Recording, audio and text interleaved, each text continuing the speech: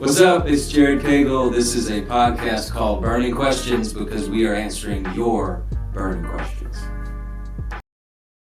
All right, we're here. 10th episode, Burning Questions.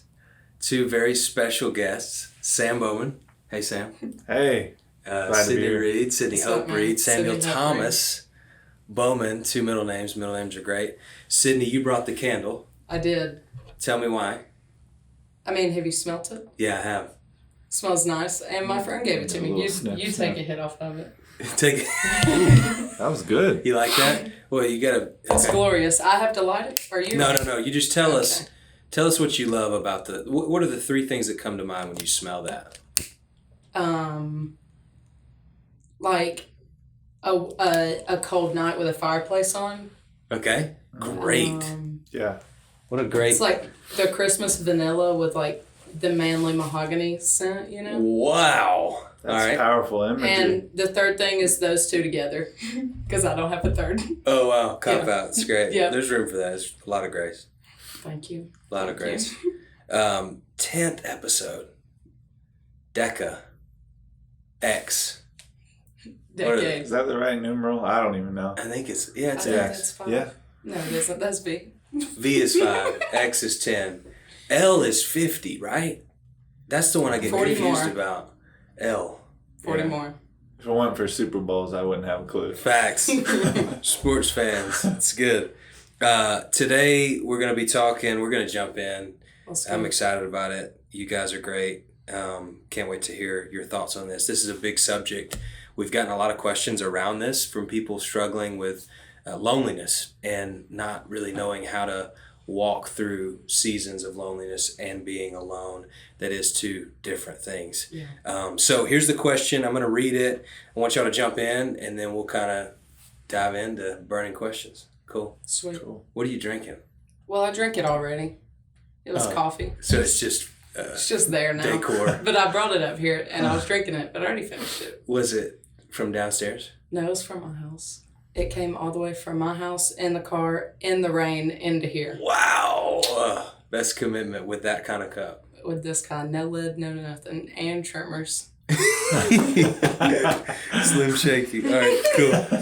Here is the question for today. Right now, I'm walking through a season where I feel like I'm alone and I feel like I don't have anyone that I can turn to. How do I overcome this feeling of loneliness and the fact that I am alone? That's a lot. It's a lot. I think that, like you said, loneliness and being alone are two different things. Being alone, you don't always have to feel lonely necessarily. You can feel so content in being alone, but when you feel loneliness, you could be surrounded by hundreds of people that you know True. care about you, but you still continue to feel lonely and you can't get out of it. So I think that that's a clear divide of what these two are. And so, I've been there. I've felt that before, so. Same. What do you think, Sam? I think when I hear the question, it's like, it's hard, like thinking in a spiritual sense, not to just run to the answer, which is the truth that we know that we're all never alone, that God promises He's with us, He will never forsake us. But that it oversimplifies and is not empathetic to the question. Because somebody who's struggling with loneliness, like they don't need to hear that. They don't need to hear, it is the truth. It's the truth that God is with you always. And so for me, I feel like if you're not pressing into that, if you're not pressing into His presence, and that if that's not real in your life, then you'll always be lonely to one degree or another. But for the person who's really suffering with loneliness, just saying like, "Oh, God's always with you," like that doesn't really help, you know. Mm-hmm. So I wouldn't rush to that answer, but I do think ultimately that is the answer. That's good. It's like finding communion with God and finding like that the relationship with God is a living, breathing relationship, and there is a presence of His just His personhood with you at all times. It's good. So you said don't rush to that answer, even though it is the answer. You said you've struggled with that before. What is helpful to hear when you're feeling this way, when you're feeling lonely? Yes, I know that God is always with me. He's ever present. But, there's a gap there. So what has there been a time where somebody said something to you that helped?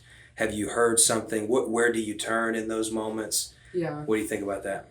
I remember, I think I was in the 10th grade. Yeah, I was 16. It had been a horrible, couple of weeks where I just felt so much loneliness. It was rushing over me, and it overtook my life at that point, and I didn't know what to do with it. I was like, this feels awkward. I've never felt this way. I've always felt so surrounded, and so to feel the exact opposite of that feels weird. But one night I was just at church and I was doing my thing. I was kind of there, kind of wasn't, because I was just in my head so much. But God just kind of spoke to me in that moment of all this confusion that I was feeling. And God was like, Sidney, you are never going to get over a feeling of loneliness or get over a feeling of being alone whenever you're putting everything into the people around you. Of course you're going to feel alone because they're going to let you down. But the one person you won't lean into that won't let you down, you're not leaning into. Wow. And so in that moment, it wrecked me. And I was like, God, I'm sorry. And I still have found myself junior year, senior year, different events, different things happen. And I still have felt loneliness, but also in that time, in these moments, I can look at my life and break it all down and go back to the center. Am I spending time with my Father? Am I pressing into Jesus and allowing him to cultivate inside of me what he's planted? And the answer is usually no when I'm feeling alone and lonely, and I'm allowing the enemy to just come in and beat me up. But I don't think hearing anything from anybody is going to be the thing that solves a feeling of loneliness. Whatever leader, I can't say anything to you, Jared can't say anything to you, you can't say anything to anybody, but it just goes back to you. Nobody can say the right thing, but it's your relationship with Jesus that's going to triumph that loneliness. That's good. That's good. What do you think about that? I think we live in a culture of loneliness today, and I think really you can trace it back to we've never been more connected, right, in our culture than we are now. But what we have today are superficial connections.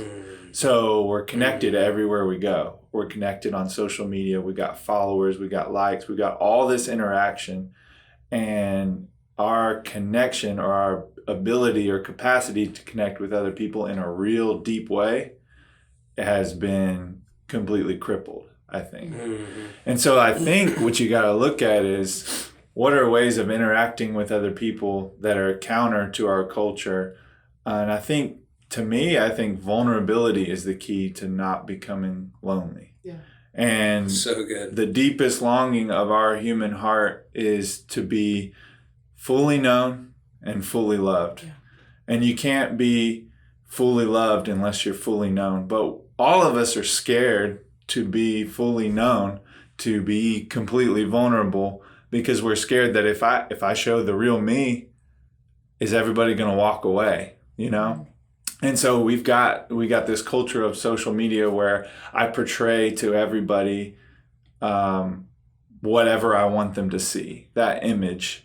And that bleeds over into the rest of our lives with our face-to-face relationships. For me, for sure, And you find that you're not really being your real true self and being vulnerable with people. And that's what builds that feeling inside of you. No one really knows the real me. And because of that, I feel isolated and I feel lonely because nobody sees the real me. And I feel like I'm invisible and I feel like I'm alone. But really, maybe it's pressing into the Lord, but then also the truth is that we're not alone. We all have relationships, but a lot of us feel isolated and lonely because our relationships only go about this deep. Yeah. And we could go deeper, but it takes courage to be able to be real and to be vulnerable and be like, hey, this is who I really am, and take that step with people in a relationship. That's so good. Vulnerability is the key. If I had a pen, I would have written it down. Vulnerability is the key to not being lonely. Is that what you said? Yeah, I think so. Yeah, I think I really do believe that it is the key. I mean, I've shared my story on here before about, depression. And when you're in that, you feel so isolated. You feel like you're alone until you open up your mouth and talk about what you're going through, what you're feeling. Talk about some risky stuff. Take a risk. Say, hey, I'm depressed. This is what's going on in my life. This is how I'm feeling. And then all of a sudden, as soon as you take that first step, you discover in the room, no matter what room you're in, somebody going like, oh my gosh. Finally. Yeah.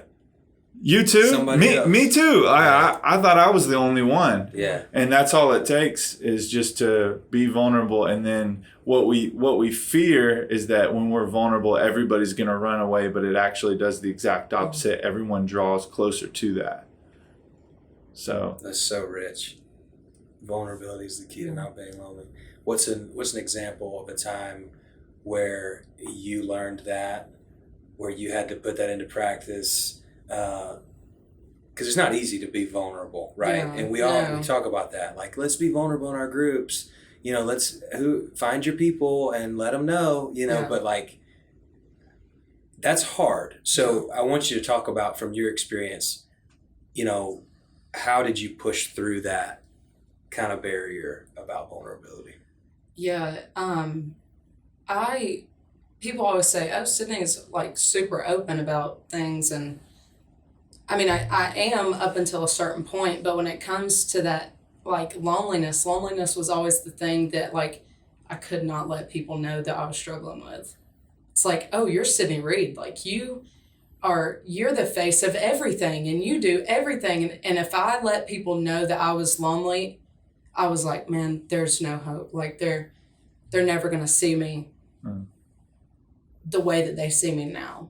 And it wasn't, for me, it wasn't necessarily always that I wanted them to know the real me, certain people. I just wanted them to know the Sidney that they knew. You know what I mean? Mm-hmm. The one that I had made myself up to be that was not who I really was. Wow.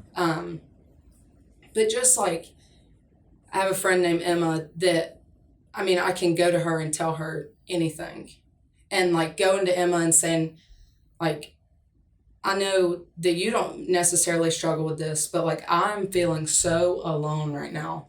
Like going to Carly, I am feeling so alone right now. I remember sitting in Carly's bedroom one night and just saying like, I don't know what this is. I don't know why I'm feeling this way, but I feel like everywhere I turn, I see people that don't, but it doesn't matter because I'm still struggling with this. And so, like Sam said, just opening your mouth and putting it out there. And it's like, not even that the person has the right words to say, but they know how to be there in the middle of all that. That's good. So I don't know if that answers that. No, that's good. But for me, it's just always been like, hey, this is legit, like what I'm struggling with. And I just need you to be there for me right now. Yeah. So. Yeah. And sometimes, because feelings and truth are two different things, and sometimes on a rare occasion, I'll speak for myself, my feelings line up, but like maybe 2% of the time, that's the case. Yeah. And so we have to constantly check what we're feeling with what is true. And we know that the word of God is the only word that is true. And we know where to go for truth. But it's like y'all were talking about before, this is what you said from your experience. When you're the most lonely is when you're spending time with everything and everybody else except for the source of truth, right? But what I've learned in experiences like you've described with friends, small groups of people that I really trust, is when you go there and you talk about those feelings, you hear sometimes you have to hear yourself saying what's not true in order to put it beside the truth and see that it's not. Yeah. Does that make sense? Absolutely. And that's a key to like the community side of what we're trying to do. Find your people and be open and vulnerable with each other. They may not have the answer. Sometimes they may, but sometimes they may not. But you just need to hear out of your own mouth the falsehood that you're believing, and then the Holy Spirit can prod you to look at the truth and to illuminate the truth. And I think, like, going back to something you said about, like, all we want is for you to find your people, get in a group. And, like, that's what we want to see here. And that's what we're all about, is getting people connected.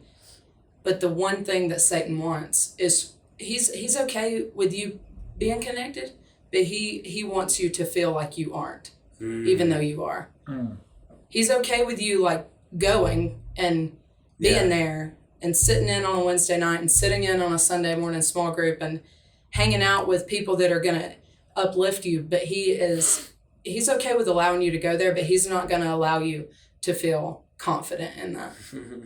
Yeah. He wants you to sit there and feel like, well, why did I really come? Like, I mean, I came, but like, nobody here is for me. Everybody here is against me. I don't belong here. That's what Satan, his ultimate goal is. Yeah. And then you're confused because you're like, I'm here, I'm doing all the right things, and it's not changing anything. Yeah.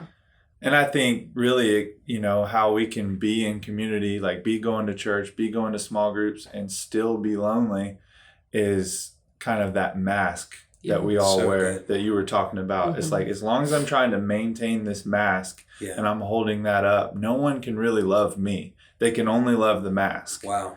So you were talking about how it's like maintaining that, the Sidney that they know. Yeah. That's the mask that we all wear. Multiple masks, most of us. And so it's like dropping the mask is just giving other people an opportunity to love the real me. Because as long as I'm holding it up, they can only love what they see. And so if I'm projecting something, a version of myself that I want other people to see, that's all they can love. And so consequently, the real me deep inside is not going to feel loved because it's not being exposed so that other people can love me. And you don't feel that. Like, you don't believe that at a deep level until you've jumped off the cliff and let yourself be vulnerable, right? Absolutely. Like, I think we are hardwired with the whole mask game. Like, I look at my kids, man, I'm telling you, Everett is 4. I have not taught her that, unless, she watches a lot of movies, so that may be. But like, it's so deep in us to put on a mask and to put on a front of, this is what it's supposed to look like. This is how we're supposed to be. This is, you should be doing something. And then when she finds out that I'm in the room, her behavior totally changes, right? Right. It's the whole game. Yeah. And it just perpetuates the older we get. And so we're not going to really believe that it's going to make a difference to be vulnerable, one. And we're not going to believe that somebody could ever love us if we are vulnerable, two, if we don't do it. And that's the thing for me as a teacher of, whatever. It's like trying to teach this can only go so far because we have to do it. We have to practice vulnerability. We have to practice what it looks like to be in community when we're not the same. We don't think the same way. Somebody's hurt about that somebody dating them and they kissed and we kissed too. And, it's like, but community is so much, the community that God designed, the one that Jesus died for, is a lot deeper than I'm mad because she kissed him too, and the key to that is vulnerability. Yeah. That's what you said. I like it. I don't have a pen, but I remembered it. If you have a pen, write that down. The vulnerability is the key to not being lonely. Yeah. And the truth is we're not alone, but we have to press in. Yeah. Go ahead. No, in my moments of when I'm like in my room alone or in my car alone and like that overwhelming loneliness comes over me, it's easy to lay on the bed or sit in the car and listen to country music and get even more sad and depressed. And it's like, that's so easy to do because that's our human nature. But what's not easy to do is to press in. And what's not easy to do is to pray. And what's not always easy to do is to maybe to turn any music off and just sit in silence and thank God for who he is. That's not what's easy to do, but that's what God's calling us to do. And that's what changes those moments of loneliness to like feeling confident and content in where you're at. So good. Like that is, I think that's a big like factor in all of it is like choosing, like looking Satan in the eyes and saying, Satan, today you have no hold over me and you're not going to like make me feel lonely today. I mean, I've had to get there, and I know that sometimes that is not what you want to hear because that's not what I want to hear, but that is the truth of it. Yeah. Tell Satan where he came from and to go back. That's good. That's good. You know, I was just thinking, and she was saying that like pressing in and what it looks like being like prayer, and that's hard. The other night when we had youth group, I was up there praying. I didn't mean to say this, but you quoted it back to me, like, God, free us from the religious spirit of hiding. Like that is something that I pray for over my life and over the life of this church and like this community is like, that is a religious spirit from the beginning. As soon as sin was introduced, what did they do? They hid because they were ashamed. And that's what we've been doing ever since. That's how religion started. It's just an act or a hiding. And we learn it instinctively, like you were talking about with your kids. Like as soon as there's shame, I want to hide it. And I want to, and the beautiful thing about the gospel is that Jesus came to cover our shame so that we don't have to hide anymore. And that's the solution. That's what frees us to be vulnerable. And sometimes it looks like, sometimes I got to just pray over that because my default is still to cover up. Sure. Like if I'm weak, I don't want y'all to see that. I don't want my family. I don't even want my wife to see some of the undesirable parts of me. Yeah.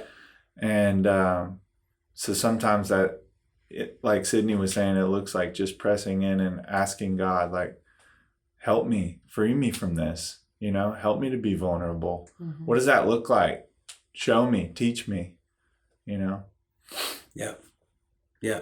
Because the goal is not to become a sculpture, like that people want to look at as perfection or like we are living, like the goal is to live full life. And I love what you just said about cover up versus hiding. It's really interesting. We don't have time to go all, exegetical on the fall of man and what happened in the garden, but they covered up to hide. Yeah. And God's solution for that was to cover us up, but with the blood of Jesus, with the perfect sacrifice. And ultimately, that's where we find the solution, like you said, to loneliness. And it's the only time where we're going to, when we lay down that guard and don't resist it anymore and just turn from that religious spirit that you're talking about and surrender to him as the only one who can set us free. That's the only time where we really, truly experience that relationship. Yeah. It's good. It's a good word. A lot of good words. Really. So note taken for me, note to self is to bring a pen when we do these, because I could have had so I hope you guys enjoyed that. I hope you had a pen. I hope you took a lot of notes because these are two brilliant minds and a lot of wisdom, a lot of experiences. Appreciate y'all being on the show. Yes, sir. It's been good. We'll Thank do it It's again. a pleasure. Yeah, Let's do it. Cool. Sweet. Thanks for listening to this episode of Burning Questions. If you have a burning question that you've been longing for an answer to, DM us on our Instagram at CMC Students_.